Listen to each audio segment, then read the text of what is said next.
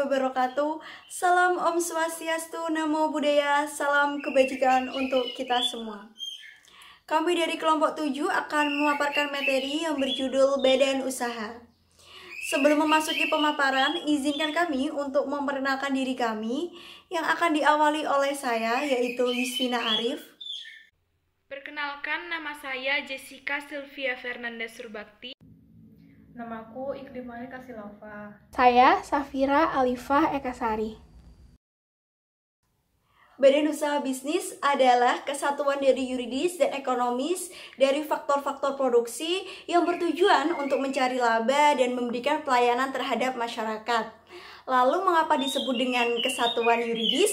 Karena pada umumnya badan usaha bisnis ini berbentuk badan hukum. Sedangkan mengapa disebut dengan kesatuan ekonomis? Karena faktor-faktor produksi yang terdiri dari sumber daya alam, modal, tenaga kerja dikomunikasikan untuk mencari laba dan memberikan layanan terhadap masyarakat. Perbedaan badan usaha bisnis dengan perusahaan. Yang pertama, badan usaha bisnis merupakan kesatuan hukum dan ekonomi, sedangkan perusahaan merupakan kesatuan teknis. Yang kedua, badan usaha bisnis bertujuan untuk mencari laba dan memberikan layanan terhadap masyarakat, sedangkan perusahaan hanya bertujuan untuk menghasilkan barang dan jasa. Yang ketiga, badan usaha bisnis merupakan kesatuan organisasi untuk mengurus suatu perusahaan, sedangkan perusahaan merupakan bagian atau alat dari badan usaha untuk mencapai tujuan. Yang keempat, badan usaha bisnis yaitu tempat kedudukan, sedangkan perusahaan merupakan kediaman atau domisili seperti pabrik dan lokasi. Yang kelima, badan usaha bisnis berupa UD, firma, CV, PT, dan koperasi, sedangkan perusahaan berupa toko, bengkel, dan pabrik. Yang ketiga ada fungsi. Badan usaha memiliki fungsi antara lain, yang pertama fungsi komersial, yang berhubungan dengan kegiatan badan usaha yang menyediakan barang dan jasa, mencari keuntungan dan kelangsungan badan usaha. Yang kedua, ada fungsi sosial, berhubungan dengan aktivitas perusahaan dalam menyediakan lapangan kerja, memberi ilmu dan teknologi, dan perbaikan lingkungan hidup. Yang ketiga, ada fungsi pembangunan ekonomi, yang berhubungan dengan peningkatan ekspor, pemerataan pendapatan masyarakat, dan pembayaran pajak. Yang keempat, badan usaha menurut jenis usaha, kepemilikan modal, dan wilayah negara. Yang A, badan usaha menurut jenis usahanya. Yang pertama, badan usaha yang bergerak di bidang ekstraktif, yaitu badan usaha yang kegiatannya mengolah dan mengambil hasil yang disediakan alam tanpa mengubah sifatnya, misalnya usaha pertambangan. Yang kedua, ada badan usaha yang bergerak di bidang agraris, yaitu badan usaha yang mengambil hasil dari alam dengan mengusahakan dan mengolah tanahnya terlebih dahulu untuk memperoleh hasilnya, misalnya pertanian, perkebunan, peternakan, dan lain-lain. Yang ketiga, badan usaha yang bergerak di bidang industri, yaitu badan usaha yang membeli bahan baku, kemudian mengolah menjadi bahan penolong dan bahan jadi. Misalnya pabrik semen, pabrik pembuatan tahu atau tempe, dan lain-lain. Yang keempat, badan usaha yang bergerak di bidang jasa, yaitu badan usaha yang melakukan kegiatannya dengan memberi jasa berupa kesenangan, kenikmatan, kemudahan, kenyamanan, dan fasilitas lain yang hanya dapat dirasakan. Misalnya usaha bioskop, usaha pendidikan, dan usaha lainnya.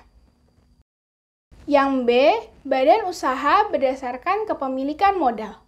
Yang pertama, badan usaha milik swasta atau BUMS, yaitu badan usaha yang modalnya dimiliki oleh swasta dan mempunyai tujuan utama yaitu mencari laba.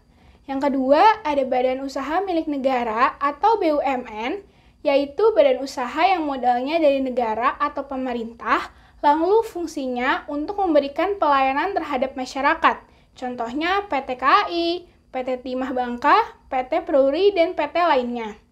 Yang ketiga, badan usaha milik daerah atau BUMD, yaitu badan usaha yang modalnya milik daerah yang fungsinya untuk memberikan layanan terhadap masyarakat daerah setempat. Contohnya yaitu Bank Pembangunan Daerah Sumatera Barat atau Bank Nagari, Bank Pembangunan Daerah Jawa Barat atau Bank Jabar, dan Celebes Airlines. Yang keempat, badan usaha campuran, yaitu badan usaha yang modalnya dari swasta dan pemerintah, yang modalnya dibagi sesuai proporsi kepemilikan modal. Contohnya PT Pembangunan Jaya yang modalnya dimiliki oleh Pemda DKI Jakarta dan pihak swasta. Badan usaha berdasarkan wilayah. Yang pertama, badan usaha penanaman modal dalam negeri, yaitu badan usaha yang modalnya dimiliki oleh masyarakat negara itu sendiri. Penanaman modal ini sangat membantu pemerintah dalam membiayai pembangunan. Yang kedua, ada badan usaha penanaman modal asing, yaitu badan usaha milik masyarakat luar negeri yang beroperasi di Indonesia. Pemerintah Indonesia mengusahakan penanaman modal asing di Indonesia dengan tujuan untuk memperluas kesempatan kerja, mempercepat ahli teknologi, dan meningkatkan ekspor. Selanjutnya ada bentuk-bentuk badan usaha. Yang pertama ada BUMN, yaitu badan usaha yang modalnya dari negara atau pemerintah. Lalu fungsinya untuk memberikan layanan terhadap masyarakat. Contohnya satu, perusahaan jawatan atau perjan. Itu adalah bentuk badan usaha milik negara yang modalnya hampir seluruh milik negara. Besar modal perjan ditetapkan melalui APBN. Yang kedua ada perusahaan umum atau perum, yaitu suatu perusahaan negara yang bertujuan untuk melayani kepentingan umum sekaligus mencari keuntungan. Modal dimiliki oleh pemerintah dan tidak terbagi atas saham. Yang ketiga ada perusahaan perseroan atau persero, yaitu perusahaan BUMN yang terbentuk persero terbatas yang modal atau sahamnya paling sedikit 51% yang dimiliki oleh pemerintah. Selanjutnya ada BUMS, yaitu badan usaha yang modalnya dimiliki oleh pihak swasta.